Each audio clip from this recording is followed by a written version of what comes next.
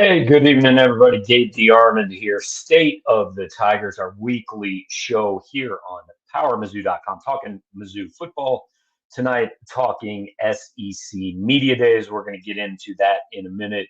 Jarod Hamilton will be jumping on in a couple minutes at 7:30. We're going to have Blake Toppmeyer, SEC columnist for USA Today, the Gannett newspapers. He used to work in Columbia at the Tribune covering Missouri. So we'll talk to him about the whole league and about Missouri this year and all that. Before we get to that, this show tonight, all week, not just all week long, all season long, is going to be brought to you by James Carlton, our friend at James Carlton State Farm Insurance. You can find him online at carltoninsurance.net. You can give him a call at 314-961-4800. If you're in Missouri or Illinois and you need insurance taken care of, James is going to hook you up. If you're watching with us on YouTube, we got a few people live. More are going to stream in, but if you're watching it with us live, James' information is going to be running across the bottom of the screen throughout the show. If you're listening on the podcast, don't worry, we're going to remind you a couple more times in the next hour how to get in touch with James. Going to spend about an hour with you here tonight. Appreciate anybody that's here. Appreciate the comments. If you've got comments, if you've got questions about Mizzou's Media Day appearance today, which we're going to talk about Mizzou's season, whatever, anything you guys want to talk about, that's what we are here to do. Jarod Hamilton is in the green room. He's getting set up. We're going to give him just a minute. He has been working all day over at, some hotel in Dallas where they held SEC Media Days earlier. Well, I guess it started yesterday, continued today, will continue Wednesday and Thursday. Today was the only day we were there because, frankly, today is the only day we care about. That's the day Missouri talked. Jarod, I'm going to give you my SEC Media Days experience real quick, and then you can give everybody yours. So I turned it on this morning about 10 o'clock. I watched Josh Heupel. I nearly fell asleep. I said, I don't want to do this anymore. I turned it off, turned it back on the afternoon. Brent Venables was on. I watched about 5 minutes of that. I got irritated by the questions, so I turned it back off. Then I turned it on when Eli Drinkwitz came on and watched him answer 32 minutes of questions I really didn't care all that much about either, and then waited for you to get on. So I'm sure we had pretty similar experiences. No. I got over there about 9:30 or so. Mizzou was supposed to talk, do a little private session with local media members around 11 o'clock. Weather in Columbia and Jeff City kind of delayed them. So they went on stage. Like when they went on stage, that was the first time I saw them or heard them talk today. Yes, heard a lot of questions that are not important or not. It doesn't really matter. Or relevant in any way. Yeah, it doesn't help me whatsoever.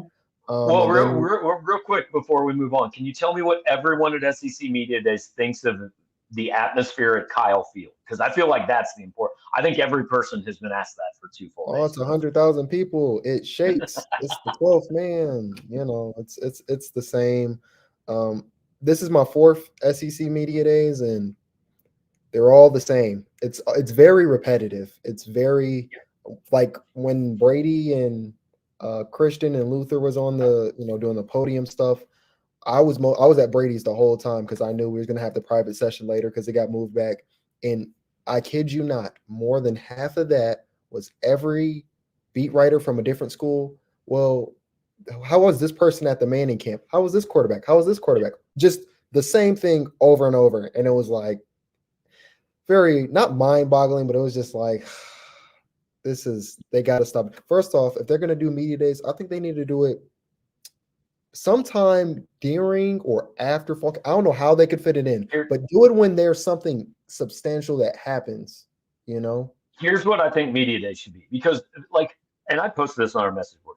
Media Days originated when newspapers, like when my dad worked for the Kansas City Star, they would have a Big 8 or a Big 12 preview section. Right. So they would go to Media Days. They would send 2 or 3 people to Media Days, and they would get information on all 12 teams. And they would have feature stories and, little capsules with, hey, returning starters, kind of almost like a Phil Steele magazine in the Kansas City Star. And every newspaper did it. Well, now you've got sites like ours and social media and YouTube and daily podcasts and all these things. And that's no longer relevant information. Like everybody knows that information, right? And so we don't we don't need to go cover 16 teams because we've got 15 other sites that cover those other 15 teams far better than anything we're going to do in 3 days. So all we need is Missouri, but it's still this thing where they want to credential 900 people and all that. So it's fine. Like, don't get me wrong. It serves a purpose. It gets people talking about football. But I think the local media would be better served. Like I know Auburn was putting Hugh Freeze on a Zoom for their local reporter. So a lot of Auburn people don't have to go. Like he just does a Zoom with them. Or just do the thing in Columbia before you leave. And then a lot of people aren't going to travel to Dallas. But again, hey, you get to talk to Brady, Luther, Christian, Eli. Like I'm not complaining about us going. I'm just kind of explaining that like it's a little bit different atmosphere where it's almost a smaller version of Super Bowl media day, where if you're actually there to cover a team and talk about football, it's kind of a difficult place to do it.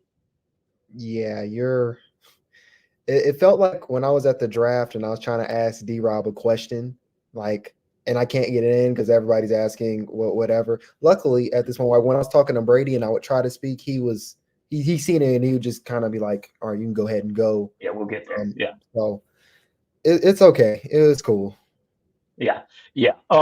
So comments are coming in, and we'll kind of hit up a few of them. We'll talk a little bit, but Mike says, and look, this may be true. I haven't read much Twitter today. A lot of people hating on Luther for saying he's the best player in the country. I mean, first of all, if you know Luther Burden at all, he's not going to shy away from saying that. But like you texted me in the middle of the day and said Luther Burden was probably better with media today than he's ever been at Missouri. Yeah. I like the outfit too. The blue. I don't know if it was a tux or just a bow tie. Yeah, it looks sharp. I wouldn't expect nothing less from Lou. Nah, he was fresh. Yeah, he spoke a little bit more. He was a little bit more confident. You can tell he's kind of, I don't know if it's just for this week or maybe just in general, he's gotten just a little bit more comfortable, with the media.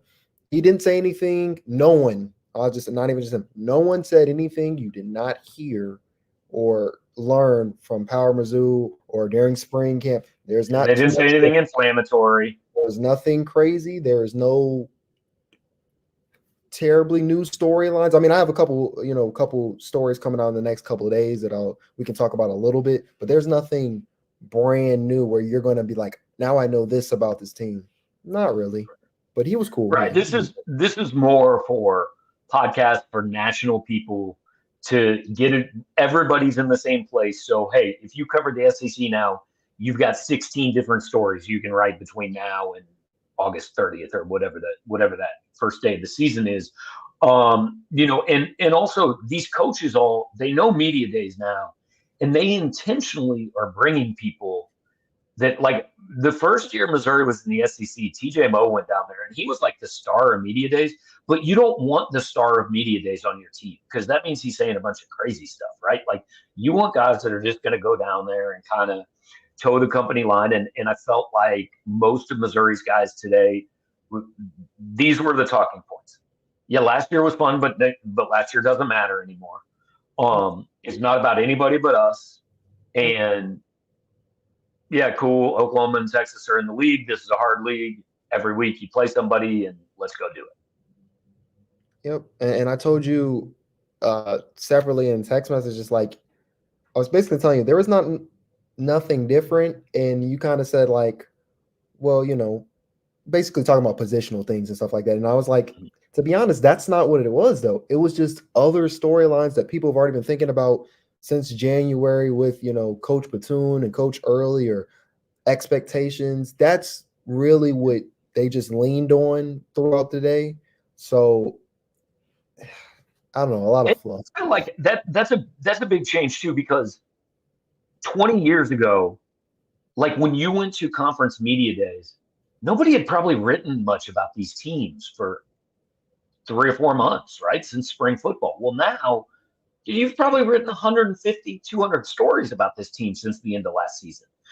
So that's the big difference. There's so much more media now that there's not an off season. So this isn't like some event where it's like, hey, we're talking to these dudes for the first time, or we're writing about this team for the first time in forever. It just, the whole thing has changed a little bit, and it's made media days a little bit different of an event. I honestly think it's best for now for radio shows or podcasters, whatever, kind of that Radio Row. And I know you made a bunch of, you had a bunch of different interviews, any appearances other than, that SBC podcast. We know you're going to be on that. Any other shows Mizzou fans got to look out for next few days? Be on there with Neil McCready from the Ole Miss rival site, and we just talk Mizzou and a little bit of Ole Miss, and they got a little bit of similarities between the two. They obviously were close in the standings, last year, and they can just relate a lot, whether it comes to football or NIL laws and stuff like that. So we tackle that for about 10 minutes. But besides that, no, it was a little bit quiet for me, which I'm okay with. But I know what that means. That just means in the next month or so till the season starts, I'm just gonna have random, hey, I got your number. Let me get you on the show. So it's coming. Yeah. Okay, let's see. I'm just kind of scrolling through your comments, guys, and we'll get to them. Kyle says, is it just me, or does Drink love to talk about last year before he says last year doesn't matter? I mean, it's a fair point, right? It's fair, but it was a good year. You should talk about it. Yeah, and you have to address it, because what else are you going off of? To be honest, right. So it's kind of like one of my favorite things, and I said this about Gary Pinkel, but there's a lot of coaches that it's true of. If a coach ever says the words, "Now we don't make excuses," the very next thing coming out of his mouth is an excuse. Like, we don't make excuses, but here's all the reasons we weren't good last year. But like, I think Eli's kind of struck the right chord of, hey, yeah, we were, because what he's saying is right. Last year was a great year. Missouri fans, it reinvigorated interest in the program. The recruiting's going well. They've got this project, so it feels like things are really moving on. But you go out and go 8-4 or 7-5 this year, then that's all gone, and none of that matters. Like, 1 year does not make you an elite college football program. You're correct. And somebody asked me earlier, just kind of like, they didn't ask this verbatim, but like the changes in Drink at events like this, the people have been asking me, is he going to be exciting? Is he going to do this? And I'm like, well, I think what he's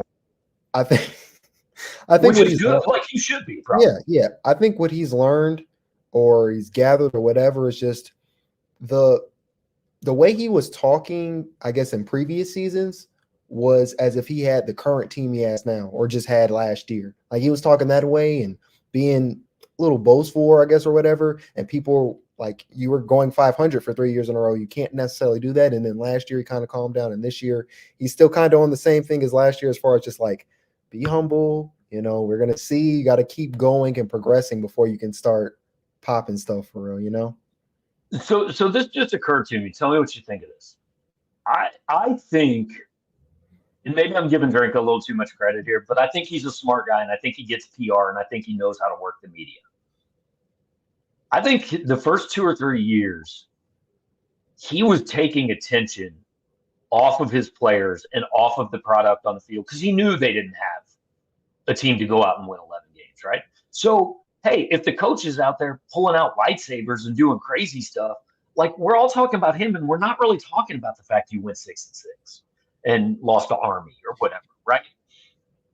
Well, then last year you go out 11 and go 11-2. Hey, let's put the attention on those kids. Let's put the attention on Brady Cook and Luther Burden and Christian Williams and Dalen Carnell and all these guys, because now they deserve it. So now the coach can kind of fade into the background. Like, even to the point, last year's preseason media guide, Eli Drinkwitz was on the cover. This year's preseason media guide, Brady Cook, Luther Burden, Christian Williams on the cover. Like, I think maybe there's something to that. That's a good theory. I mean, that would be a heads up, nice thing to do as a coach to take that route. I don't know if I can completely say 100% his thinking was completely for the better. Who knows? For others, and not because he doesn't care about them, but that's just his style. So, but right. Also, look, maybe he's just a smart ass, and I also support that. I think that's great. Like, people have asked me on almost every interview I've done this offseason, what's Drink like to cover? And I said, I like covering it. because you go in and you ask a question and you're not sure what he's going to say. He might give you a boring robot coach speak answer, and he might say something awesome, and he also might like throw a little shot your way. You just don't know. Yeah, or he can go on those things where it becomes a viral moment and he spills a little bit more beans than usual. So yeah, he's a wild card, but when they're doing well, you get a little bit of, I can tell where he's going to be leaning with certain questions. So I mean that makes my job easier, I feel like. 100%. He's way easier to cover than a lot of coaches are. All right, let's get to the big story. I'm legitimately curious about this. How many of the questions today were about the video game? Honestly, not that many. I feel like I was the only one. Right? I feel like I was the only one, and I only asked. I know a few people were asking Luther about it. Okay. In different, and like, look, they do like 6 different stations, so obviously you can only talk about what you saw. But yeah. Well, so for me, I mean, I asked Brady one question at the initial media scrum on stage, and then I asked Lou a question when we got the private session, and yeah, there wasn't too much talk, to be honest, about the video game, at least from where I was at, or fellow Mizzou reporters. I don't feel like anybody else really asked about the video game, and I mean that's cool. I got a video game story for y'all coming, so I mean it works for me. Yeah, I'm sure there's people all over the country right now simulating seasons, and we're going to start to see that all over. I'll leave that to you. I will. You don't want to. You're not gonna buy an Xbox and get on this game, Gabe. You're not gonna live out your. No, I'm good, man. I'm good. Just remembering like college football 2003 or whatever the last version. No, it was probably before that. I was in college, so it was like NCAA 97 is probably the last game I played. But a little bit about the other 2 guys. And for those of you who are on here who haven't read it, go back and find Jarod's story on Sunday on Brady Cook and kind of how we got to this point. And how did you think Brady handled being? I think Luther might be nationally kind of the guy on this team, but I think Brady's the face of this program right now because he's the quarterback. Like, how'd you feel like he handled the spotlight? I think he handled it pretty well. I mean, I don't ever think. To me, Brady's never been bad. There's been Oh no, he's good. Yeah. In 2022, obviously there was for good reason, and I'm not holding his. Maybe times he was a bit pouty, just a tad bit, but he was getting his butt whooped. I feel like, and those reasons, and that was more so about. I don't think Brady's ever. I think Brady went through a period where he didn't like talking to us, but he was never bad at talking to us. Yeah, and like when I say, I don't even know if that's the right word. He talked a lot today about, and he was actually being pretty candid. And if you go back to that story, he opened up a little bit about this as far as like flat out saying, yeah, I think there was times in 2022 where the fan base wasn't liking us. They weren't liking me. I didn't feel like they were behind me. I mean, he didn't say it as straightforward as I'm saying, but he more or less said that. And he understands now, though, like that was the past, that was then when I was hurt and there was a little, there's some more issue, a lot of different things going on around the team as far as areas of concern or whatever. They've addressed that. They're better now. They had a great season last year. And so he's looking for it. So he handled it well. I just think for me, when talking to Brady, because I just did that story on him, it was a lot of him saying what he told me. Right, so right. I knew how he was going to handle it at that point. And I said this on the radio earlier today. Look, I know the easiest thing and the funnest thing on the internet is to go back and go, look at what you said 11 months ago and look how stupid you are now, right? Anybody 11 months ago who had doubts about Brady Cook or Eli Drinkwitz, you shouldn't feel stupid about that 11 months ago. They went out and proved everybody wrong, and they deserve all that credit. But, like, if you went into last year not knowing if Brady Cook was a guy who could take an SEC team to 11 wins or not knowing if Eli Drinkwitz could get this thing going, like, they hadn't presented you evidence before that point. I don't think anybody should feel stupid for having had that opinion. They went out and proved people wrong. So I don't think 12 months later we need to necessarily say, ha ha, you were wrong. It's just, hey, way to go. Missouri went out and did what we didn't know if they could do. Yes, of course, living up to STP, your favorite saying in the world. And well, today, it's STI. Yeah, I'm just by the way, I just want to say, like, when I heard that, it didn't really, like, if he would have said STD, it would have made me think that. But STI didn't really. Until the jokes started pouring in, I didn't realize he had said something. Well, when he said it firsthand, and then he immediately, he said STI, and then he immediately said what they, what the words meant or whatever. I said, oh, okay. But then, I seen social media was just like, too far already. STI, you know how it goes. Yeah, I honestly, I didn't know. Mike brings up a good point. We can pull clips of me talking about what it meant if Cody Schrader was the starting running back. Like, 100% own it. They like I said, the last 12 months proved a lot of people wrong. So we talked a little about Luther, talked a little bit about Brady. I don't know, man. Tell me something interesting about Christian Williams. Like, I think he's a good player, but I felt like last year, Darius Robinson was the obvious defensive guy to take to media days. This year, there's a lot of guys that you look and say, hey, who's going to be that guy? But I don't know if there's anybody we know is that guy yet. So I think Christian is probably the most experienced. He's pretty good in front of the cameras. That's why Drink took him. But I think this is very much wait and see on the defensive side. And I don't feel like I know a ton about Christian Williams. What did I tell you about? It wasn't much to say. I mean, like you said, he's a good talker and can be in front of the camera and stuff like that. But I feel this, and this isn't a shot at him or really anything like that. It's just kind of just what it is. I feel like from what I'm seeing is you got Drink and you got Brady and you got Luther. That's your faces of the program. And Christian is really solid starter, but I don't feel like you connect them the same, I guess. So it was just kind of like, I don't know. There's just a missing part. So he answered some questions about Coach Batoon and things like that, and we talked about walk-ons and roster. The NCAA talking about maybe shortening these rosters or making them smaller, whatever you want to say, and got some stuff for that. But there was nothing, I guess, that we just didn't know about the defense, to be honest. Right, and I think William Morrow says Carnell's a leader, so is Charleston. I'm not saying any of these guys are not leaders. I'm saying last year that was Darius Robinson's defense.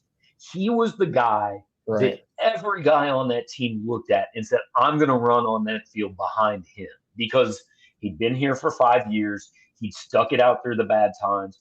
He'd had an all-SEC season. He turned into an NFL first-round pick. I'm not saying that guy isn't on that team. I'm just saying it is today on July 16th not obvious who that guy is. Correct. So there's nothing wrong with Christian being here. It's just at the point of when this event is taking place, they don't know, and we don't even know who's going to surround him on the defensive line as a whole. Like, I mean, we know Johnny Walker's going to be there, but I think there's a edge hole starting, and then there's another D tackle hole that you don't know yet. So I don't know. I guess he, like you said, picked somebody he knew could talk well and not say anything. And has been here for a couple years. Yeah. This is going on year 3 for him now. So he just kind of, I feel like checked a lot of boxes.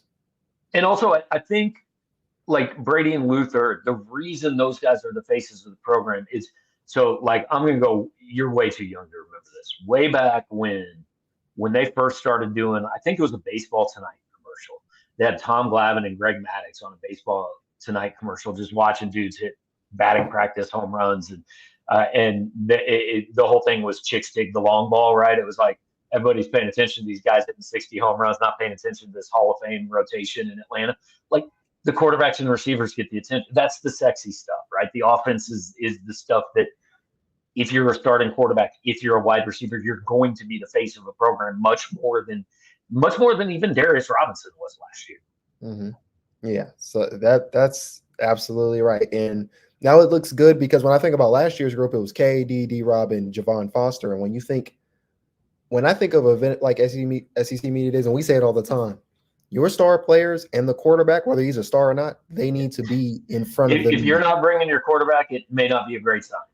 Exactly. And so I think not only has it just made sense for them both to be here, but they also earned it clearly. They were also deserving of being, players right here on this type of stage.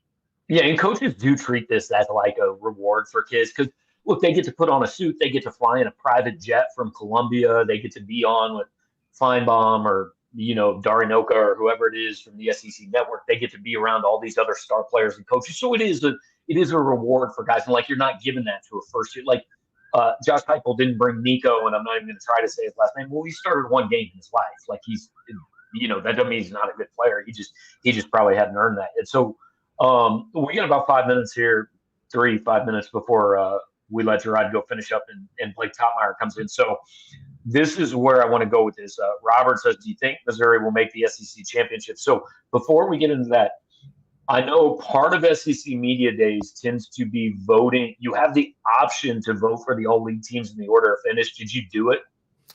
That happens Thursday, or you got by Thursday.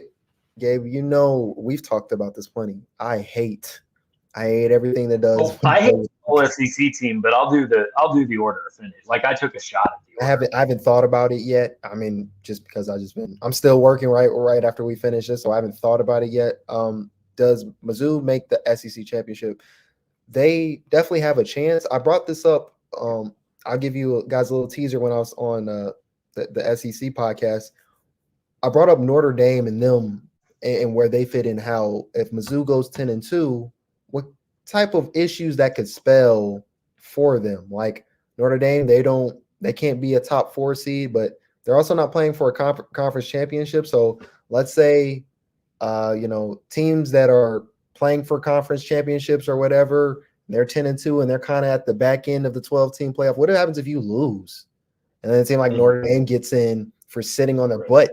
Like there are so many different things going on with this, but just for your question, do they have a good chance to make it this year? I mean, but I keep thinking, what are those 2 losses and how do they lose?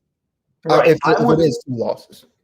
If it's 2 losses, I don't think I'm not sure they make it. And here's why I would lean toward no.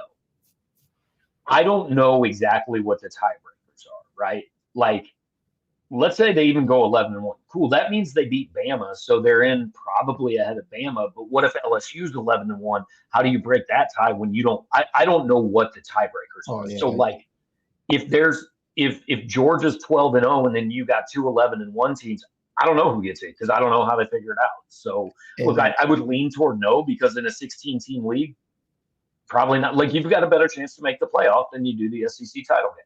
And to be honest, if for your scenario, if they're 11-1 and another team's 11-1 and you want to face Georgia and the SEC, you know what? Go ahead, Alabama, Ole Miss, whoever it may be, you got it.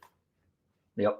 All right, Blake's in the green room. We're gonna get him on in a minute. Jarod, just give the people an idea. Kind of, I know you're headed home tomorrow, but you got stuff in the queue. Give people an idea of what's coming. Talking notebook today, just kind of a little rundown of what they said. To be honest, if you've been, on the site for the last few months, it's not going to be too new, but we do got something about it's going to be groundbreaking. You're going to have to read it immediately or you're going to miss out. Oh, you're going to have to read it. There's some little stuff, but I mean, you know how this goes, Gabe. But I do have stories the next couple of days, the video game story coming out. And then I got a story about the roster breakdown and or not roster breakdown, but the size changing and potential like limits, yeah. And what walk-ons have meant to this potential or for this specific program, and how they feel about that and stuff like that. So that's coming up. All right, man. Well, appreciate it. I know it's been a long day. We'll let you get to work and talk to you when you get back to town. All right. See you guys later. All right. That is Jarod Hamilton. We'll bring in our next guest here shortly. Before we do that, I do want to remind you again, if you're watching on YouTube, information scrolling across the bottom of the screen. But if you're listening on the podcast, we're brought to you every week by James Carlton, State Farm Insurance in Webster Groves. You get in touch with James at carltoninsurance.net. You can call him at 314-961-4800. If you're one of those old-fashioned folks who still uses Facebook, go to facebook.com/Carlton Insurance. Get in touch with James for your insurance needs. Talk about Mizzou football, whatever. James is fired up this time of year because we are a little over a month away from games back at Furrow Field, and I know that's his favorite time of year. While you're here, like the channel, subscribe, do all those things that people who are good at YouTube tell you to do. I'm not one of them, but I've listened to enough of it. Now we pop on the screen Blake Toppmeyer, USA Today Network, a very official SEC columnist. Is that correct? That's right. And then, Gabe, if you ask me to promote my content, I'm going to make my content sound a lot more exciting than what Jarod just did. Does a great job covering Mizzou for you, but you got to work on him on those promos. You really got to sell that notebook right here that's coming. We've got to sell it. We've got to work on the marketing, no question. I'm sure you have a column coming tomorrow about the hot takes that we're firing from Josh Heupel, the most exciting man in the SEC, or something along those lines. Yeah, Josh doesn't have, as you well know, the most dynamic public-facing personality in the conference. I actually think, like, behind the scenes, I think Josh is pretty funny. He's got a good sense of humor. Along with him, yeah. Yeah, but it doesn't always show that. But I know he talked a lot about culture today during his time on the main stage. Anytime coaches are talking about culture, usually my eyes glaze over. Well, the point in the opening statement where I tune out is when the coaches start telling me about their graduation rate and their team GPA. You know, I'm done. I'm out. I didn't know we pretended like graduation rates mattered anymore in this brave new world of college sports. 100%. So, we were talking like this is kind of a dog and pony show now. So the SEC Network has 4 days of content. It's not what it used to be. But hey, it's the start of college football season in a lot of ways. We're getting there. I think this is like, think what you want, whether Oklahoma and Texas belong in this league, whether you love them, hate them. Like, this is going to be the most fun I think I've ever seen out of a college football season with this 16-team SEC. Tell me if you're wrong. 9 teams in this league think they have some chance of, 16 teams think they have some chance. 9 teams actually have some chance of maybe making the playoff. I totally agree. That's the number I've been using, and I would guess we're talking about the same 9 teams, and I'm going to try to run through them off the top of my head. Let's see if I can get this without screwing it up. So you have Georgia, Texas, Ole Miss, Alabama, LSU. Okay, so there's 5. You got Missouri and Tennessee. That's 6 and 7. You have Texas A&M, 8. And Oklahoma, 9. Are we talking about the same 9? Because those are the 9 that I'm looking at. We're talking about the same 9, and I draw a line after 6 or 7. I'm not sure which of those groups Tennessee belongs in. Like, I think A&M and Oklahoma are, you can draw a path. I don't expect it. I think the top 6 teams that you talked about outside of Tennessee, I think start this season and say, look, that's the goal. No question. That is where we want to end up. Tennessee, I don't know what I think of a first-year starting quarterback. Like, I don't know if that's realistic or not. So they're kind of in the middle of those 2 groups for me. Yeah, I think so too. The thing that boosts Tennessee up a little bit for me is the schedule. They had one of the easier schedule draws in the conference. Like, they get Georgia and Alabama. Okay, that's not great, right? But if they lose those 2, take care of business elsewhere on the schedule, the key one then becomes Oklahoma on the road. Like, what happens in that game? If you ask me after week 4 whether Tennessee is pretender or contender for the playoffs, I think I know, because they play at Oklahoma week 4. If they win that game, I think we have to consider them a legitimate contender. If they lose, with Alabama and Georgia lurking on the schedule, I think they're probably more in pretender status. Oklahoma and A&M are interesting because Oklahoma, I think they got a pretty solid roster. I mean, they won 10 games in the Big 12 last year. I think if they were still in the Big 12, heck, they might be the front runner to win that conference. But as, in contrast to Tennessee and to Missouri and a couple others, Oklahoma drew a brutal schedule. I mean, they could be a pretty good team and finish 6-6 or 7-5. So I think that's like, I would have them like 8 or 9 in the playoff contender, I guess, pecking order. But a big part of that is because of the schedule. Texas A&M has a more accommodating schedule. My question with them is like Connor Wigman coming off the broken foot. I already thought he was sort of a middle of the pack quarterback in the conference. Now with him coming off a serious injury, what's he going to look like? I don't think they're all that strong at wide receiver. I think they'll be solid, on defense and probably be better on the offensive line. I just don't know if they have the weapons to be a playoff team. So, yeah, I would probably draw it. I think Oklahoma and A&M in all reality are a long shot. Because of the schedule, I would probably put Tennessee in that top tier of true contenders. Yeah. But like I said, that Oklahoma game will tell us what we need to know on Tennessee. What I've said about A&M all summer is A&M's not going to make the playoff, but they're going to be the reason somebody doesn't. And like that could be Missouri, right? Week 5 at College Station, that could be a game that determines whether Missouri's in or not. It could be Texas, and it could be I haven't looked at A&M's entire schedule, but I think most people are saying, and I said this right before you came on, somebody asked if Missouri would make the SEC title game, and I said the truth is I don't know how they're picking. Like I don't know what the tiebreaker is, because they're going to be tiebreakers. Yeah. And I don't know, like, what if Missouri, LSU, and Ole Miss all finish 11-1, right? I don't know how you figure that out, because Missouri didn't play either one of them. And so how do you break 3-way ties in this thing? And maybe they've said that and I've missed it. I don't know. They haven't said it unless that's changed since yesterday. So Sankey, during his 50-minute news conference Monday, was asked a question about the tiebreaker. You may have nodded off by this point, because it was about I didn't read the whole thing. It was about 40 minutes into Sankey's State of the Conference address. He was asked about the tiebreaker, and he said, like, right now they're discussing like 8 different criteria for a tiebreaker. It hasn't been approved yet.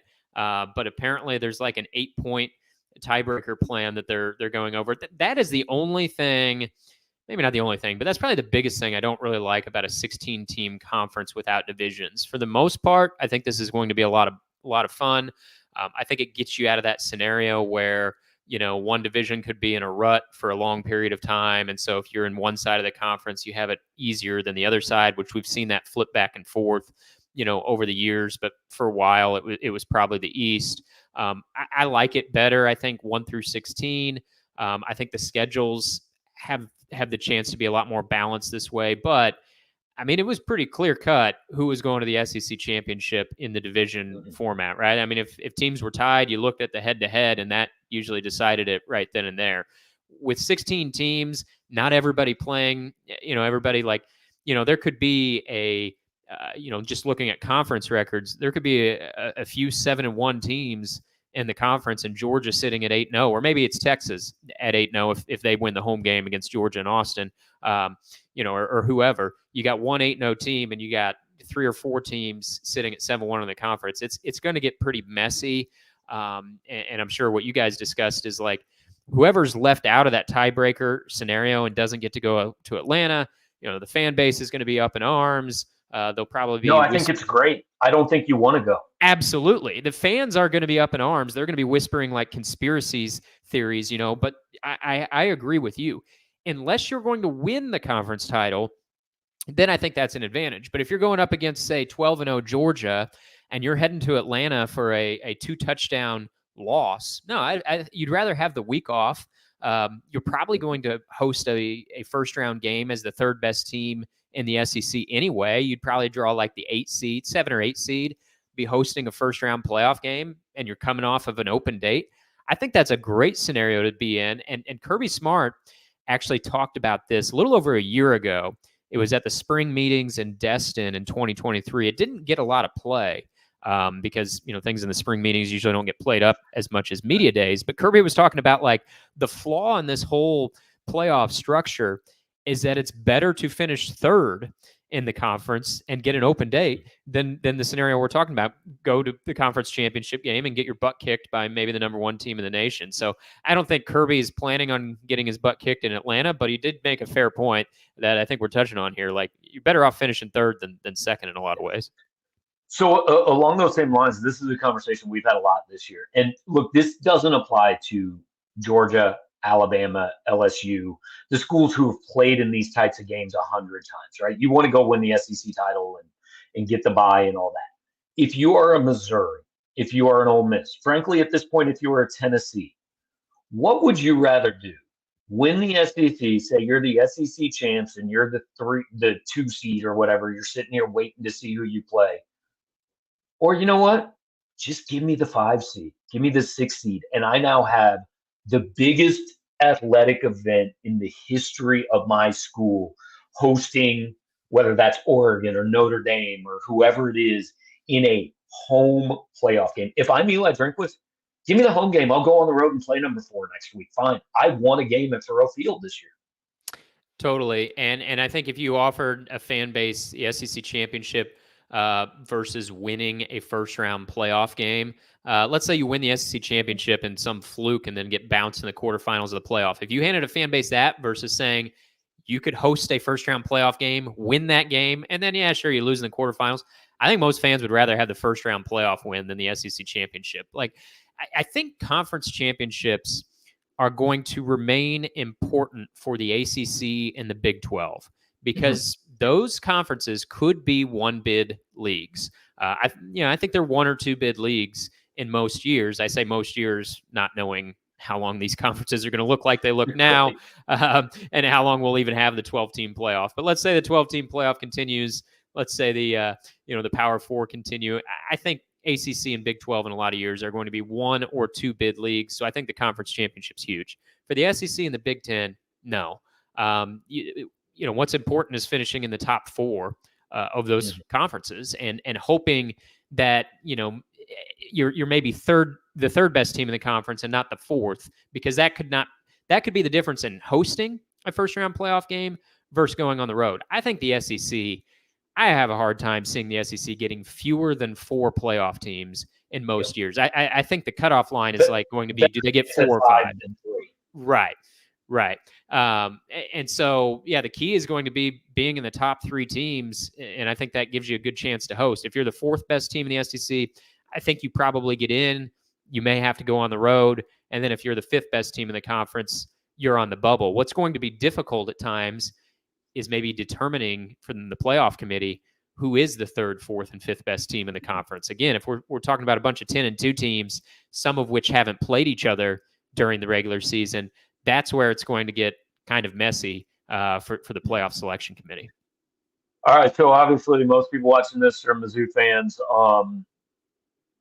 What's the realistic path to that with this schedule? Like, I think 10-2 gets them in, but 10-2, depending on what the 2 is, like somebody could get left. Somebody would have gotten left out at 10-2 last year. To know they're getting in, they've got to be 11-1. What do you think the path is there for Missouri, and how realistic do you think it is? I think it's realistic. I think Missouri needs 10-2 to be the number, but I do think minimum. Yeah. But I think of the 10-2 teams, they might have the weakest resume. Like projecting this out, their non-conference schedule, let's be honest, it's kind of a joke. There's no real marquee game. I know they got Boston College, but Boston College at home, that's not Georgia playing Clemson. It's not even Kansas State from last year. No, there's, I mean, you could rattle them off. There's like a dozen teams in the SEC probably playing more marquee non-conference games than that. So that doesn't help you. And then when you get in the conference schedule, I mean, a win at Alabama would be huge. So I think, it's like, what does the committee like more? Do they like marquee wins? And are they willing to forgive you like losses to middle of the pack teams? Or is it a team that's just like, don't lose, a committee that says like, don't lose to anybody bad, but you could get in with marquee wins? I don't know. I think a marquee win against Alabama at Bryant-Denny, I think that could help Missouri get over the hump at a 10-2 record. I mean, we know how much historically the committee has loved Alabama. A win in Tuscaloosa. I mean, look what it did for Texas last year. A win at Tuscaloosa got Texas into the playoff. If Missouri's at 10-2 with a win over Alabama, I think that's a pretty good resume. But let's say they're 10-2 and they lose to Texas A&M on the road. They lose to Alabama on the road. They take care of business everywhere else. They wouldn't have a bad loss. I mean, I think road losses to A&M and Alabama would hold up pretty well. But what's your marquee win at that Oklahoma point? at home. Oklahoma, I guess. But what's Oklahoma's record? But Oklahoma might be 7-5. Like right. Yeah. Right. And so that's where I think Missouri gets a little bit vulnerable, and they might need a little bit of help. They might need to be in that scenario where there's no other, 10-2 team that's sitting on the bubble, especially from the Big Ten or the SEC. But there's no upset in the Big 12 title game. Right.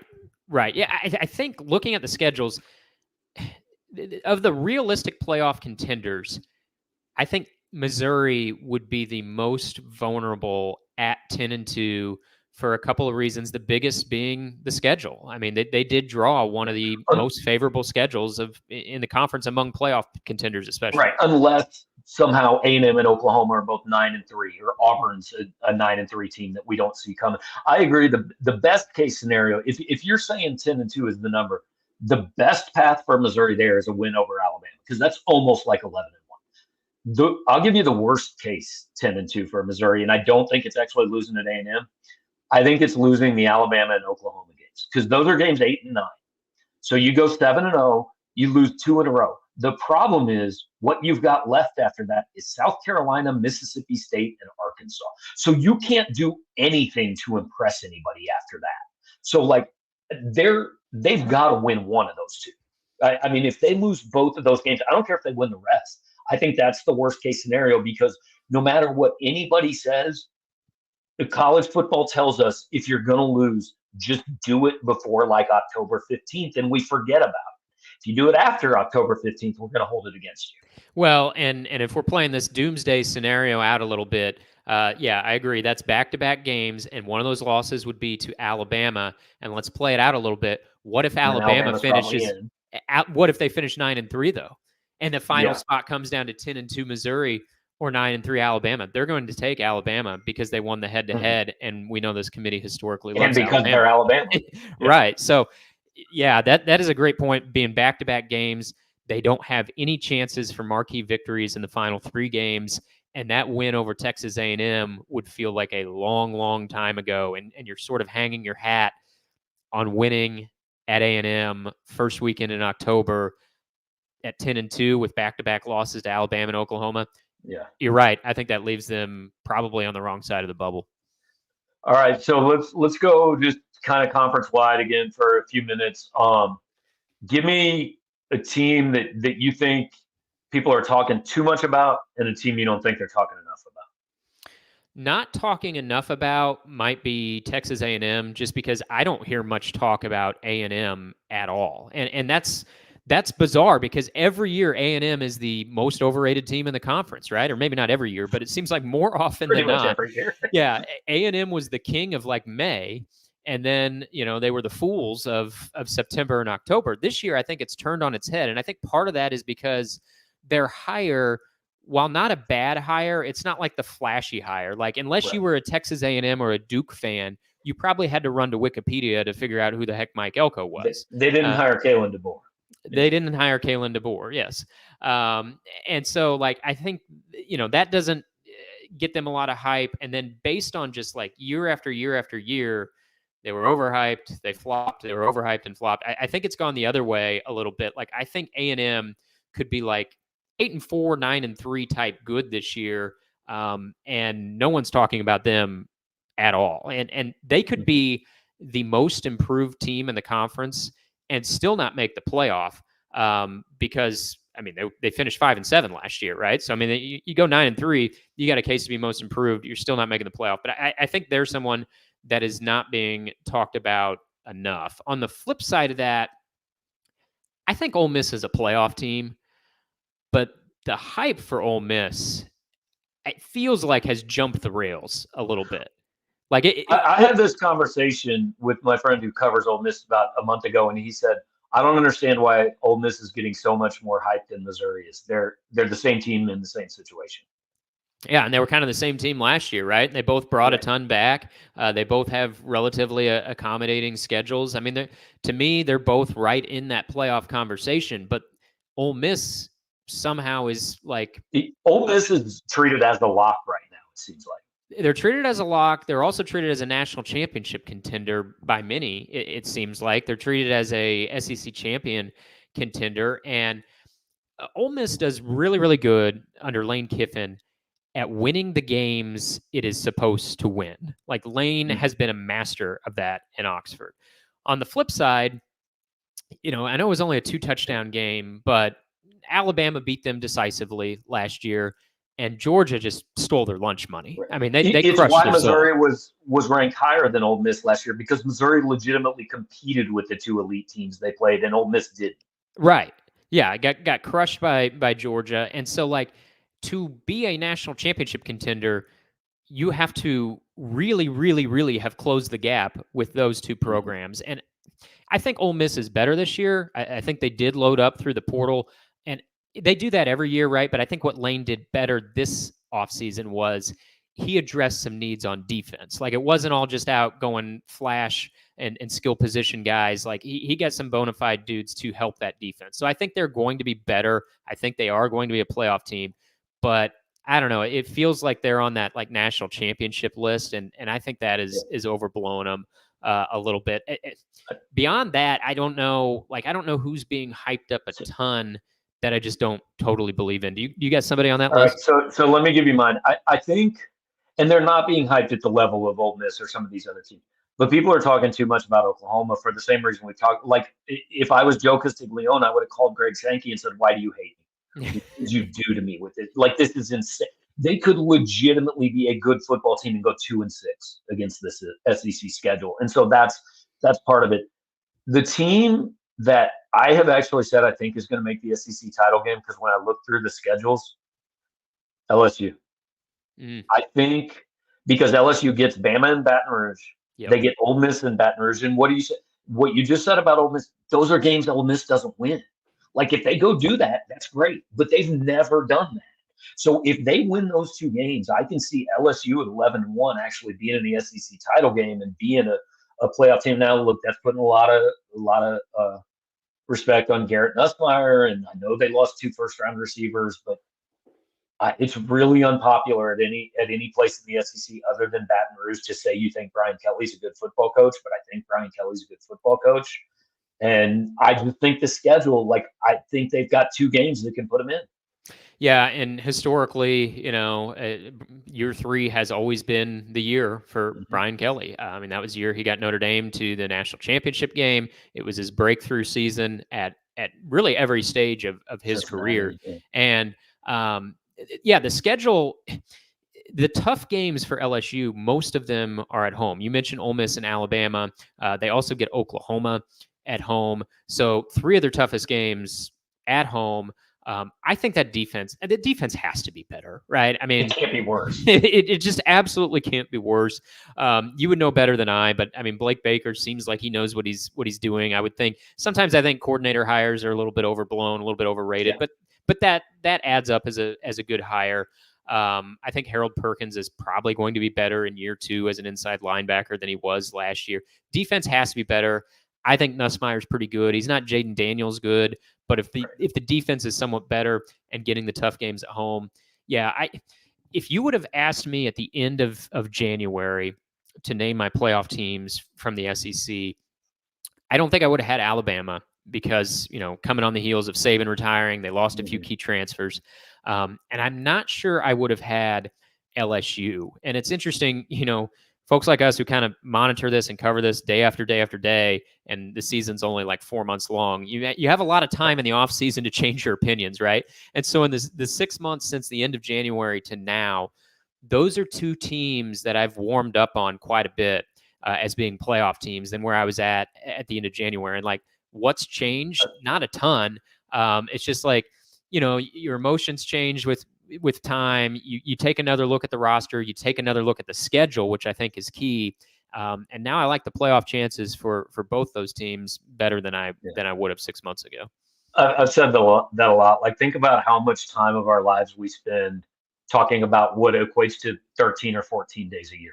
Mm-hmm. We spend 350 days talking about the other 15. All right, last one, and I've got two here that I'm not sure are on everybody else's list, but give me two or three, like this new SEC, all these different games, new places to go. Give me two or three SEC games that like these are the ones. If I've got to pay for a ticket, these are the two or three SEC games I'm going to this year. Okay, so we're talking conference games, SEC versus SEC. Conference games. Right. Okay, well, I think I would probably start the list with Texas at Texas A&M. Okay, good. You've got the same number one as I do. Yeah, that would be my number one, and it's a couple reasons. One, I think covering a game or even watching a game, I don't know. I don't like you. I don't sit in the stands, but I would assume that watching a game counts for this too. I think College Station and Kyle Field are different from like any other SEC stadium. Like most of these stadiums are cool. Most of these stadiums have great environments, but Texas A&M and Kyle Field is different. It doesn't remind me of most other stadiums. So that's one. Two, I mean, it's going to be 13 years since those programs have played each other. They don't like each other. That's an understatement. They hate each other.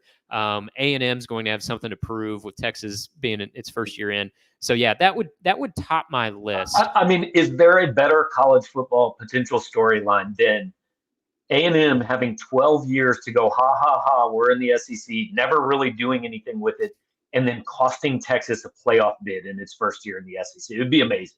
Yeah, and I don't know that A&M gets in at that. Like A&M might be sitting, with three losses, and they're just playing spoiler. But that would be a big one for them, whether they're getting into the playoff or not. It would feel like A&M's playoff game, even if they're going to be on the wrong side of the bubble. So I would probably start there.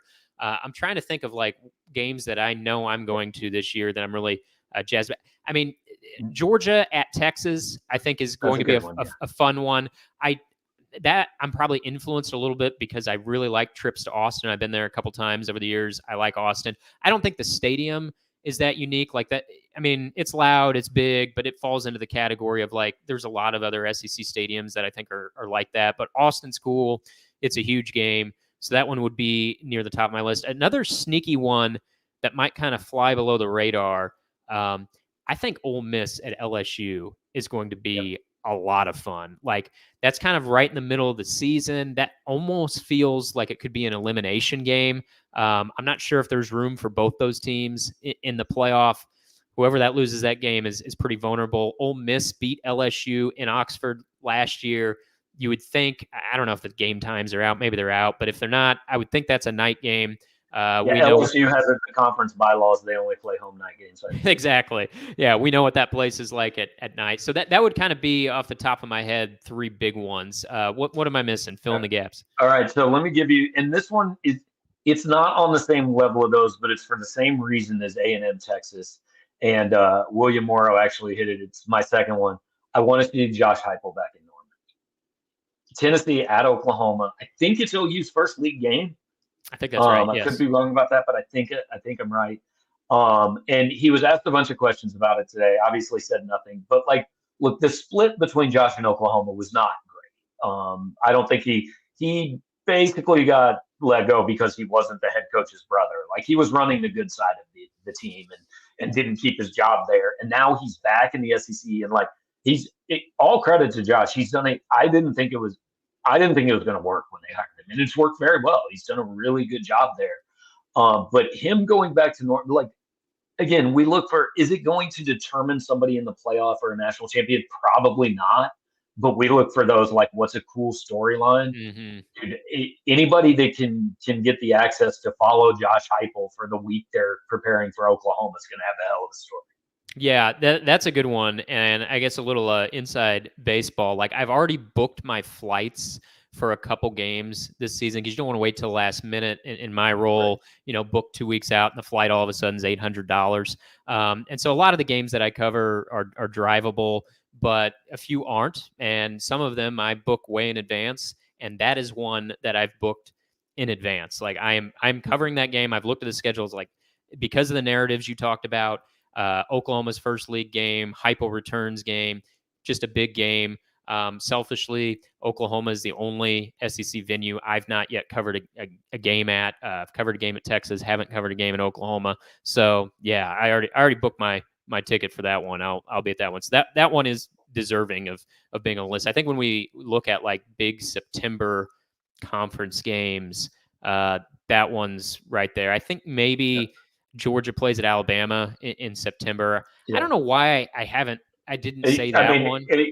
Mizzou Vandy, is that on your list? Yeah, I think that no, that just missed the cut. But I mean Alabama Georgia, like that's a big one too. But I don't know. I just feel like I've seen that game before, right? I know DeBoer's different, Saban's out, but I don't want to say it's getting stale. But something like Oklahoma at Tennessee or the renewal of Texas A&M, and it almost feels a little bit bigger or more interesting maybe to me than Alabama Georgia. Well, only like 6 weeks till we can talk about actual games instead of talking about which teams aren't rated highly enough by pretend software designers. So, yeah, for sure. But hey, I mean, it gives us a lot of content this time of year for us to pretend like we know what we're talking about sometimes, right? Content's king. All right, Blake, appreciate you, man. Thanks. I know you got a lot of stuff to do, but we'll catch up down the road. Okay, sounds good. Good talking to you. All right, have a good one. Blake Toppmeyer, USA Today Network's SEC columnist. Appreciate him stopping by. Jarod Hamilton hanging out with you guys. Appreciate those of you who did watch live. If you can while you're here, hit the like button, subscribe to the channel, share it on social media, do all of those things. If you're listening on the podcast, which I will put together shortly, then just say good things about us and subscribe wherever you get your podcasts and let people know about us. We're going to be doing this every week from here on out. We're going to be doing this show with James Carlton from State Farm Insurance. We're going to have a couple other shows. We're going to have our post-game show this year. We're going to have a couple other shows that we're adding throughout the year. We're going to do some fun things with our social media and our YouTube channel. We're going to have some improvements and changes and all that this year. So appreciate you guys hanging out with us. And it's time to get going. SEC Media Days in the books. Jarod has a notebook you do not want to miss coming up later tonight. Plenty of coverage from Dallas. Mizzou's Media Day, 12 days away. Sunday, July 28th. I believe they will start fall camp somewhere around July 30th or 31st, something like that. So it's here, guys. 2024 SEC football season should be a fun one. Want you to be here every step of the way, and always on this show, going to remind you at the end to get in touch with James Carlton at carltoninsurance.net. You can call him at 314-961-4800. He's going to be our sponsor for this show every single week. Thanks for hanging out. We'll talk to you next time.